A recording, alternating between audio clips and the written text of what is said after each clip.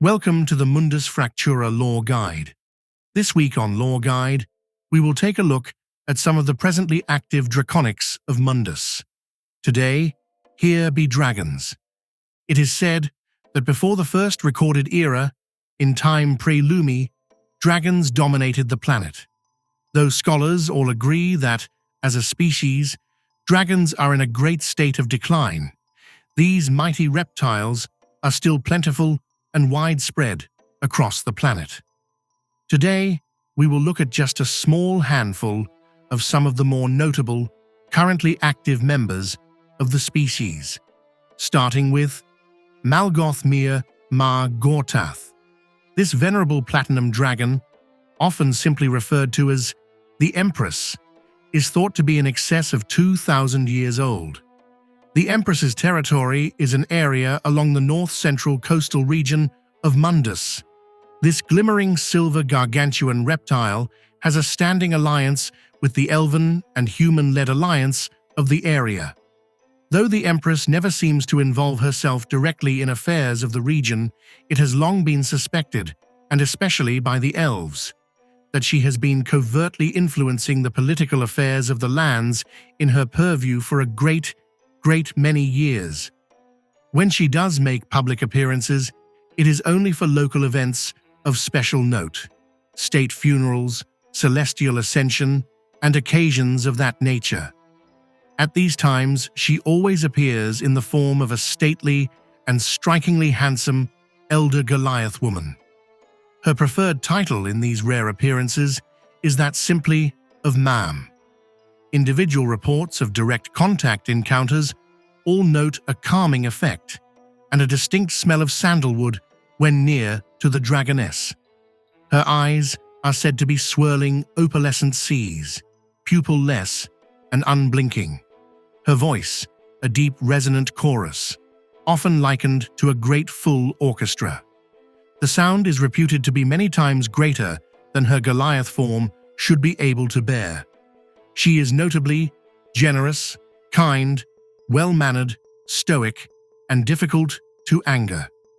Moving to the far southern coast of the continent, we find Vesla Ulum, also known as the Feast of All. This great red dragon is near to a black crimson in color, with strange yellow crystalline frosting on the edges of its thick scales. On further research, my sources at the renowned Elven Institute of Draconic Study tell me that the unusually dark coloration and frosting likely comes from prolonged exposure to some type of geothermal vent. Likely the worm's den is near to one of these vents, and the emissions may be very rich in sulfur. Regardless of these aesthetic causation ramblings, this is a great worm in its prime. The malignant beast is said to be a perpetual hazard of the region that it calls home. Vesla Ulum is arrogant, aggressive, and gluttonous in the extreme.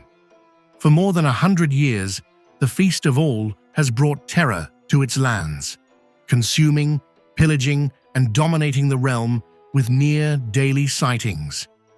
Though it has been noted in recent years that such appearances have been becoming less frequent, and that the worm might be starting to show the side effects of its legendary gluttony, it has been noted to me by the eminent elven Etin or Professor Lady Björt Vidur that often when we see a reduction in activity and a thickening of the waistline, as is the case with Vesla Ulum, it is often an indication that a Dvala, the draconian cycle of hibernation, is about to commence. Our third draconic is Merlich, translated from Low Dwarvish, the tongue of the mines. The name simply means thief. This long, slick, and slender, near serpentine-winged purple worm is a physical oddity of the subspecies. Professor Vidur postulates that the worm may have undergone a mutation, or perhaps is able to magically or psionically alter itself. This foul and much detested denizen of the dwarven Blau Mountains is rarely seen above their snow-capped peaks. It instead, near exclusively, flows through the caves, caverns, and dwarven mines of the regions near infras, only popping above to the surface world during the region's pre-calving seasons to feast upon pregnant game. Thief is said by the area miners to be, and I quote, as stealthy and quick as a fart in a whirlwind, end quote. For all its legendary stealth, very occasionally, dwarven miners and kobolds have reported that raids by the thief are preceded by a thrumming sound akin to the grinding of gravel or the chortles of chickens made of rocks. Leaning on the expertise of the Elven Institute of Draconic Study, they claim that this is likely a stifled, arrogant laugh let out by Merlich prior to striking its objective. Purple dragons evidently are known for their arrogance, and it is highly indicative of the subspecies to let out a grinding chuckle when they feel they have outwitted an opponent. It makes them terrible poker players, to be sure. Though Merlich is not a particularly old or powerful dragon, they have been included on this notable list due to their impressively sized territory. It is widely considered that this single dragon controls the entirety of the Blau Mountain near Infras. This would be impressive enough if the territory was relegated to a dragon holding dominance over a surface region of this size, of which the Blau Mountain area has several surface dragons. But the fact that seemingly a single young adult dragon controls a maze of tunnels, caverns, caves, and terrorizes several mines is near to inconceivable. There are many at the Draconic Study Institute who feel that there are other forces at play yet to be revealed.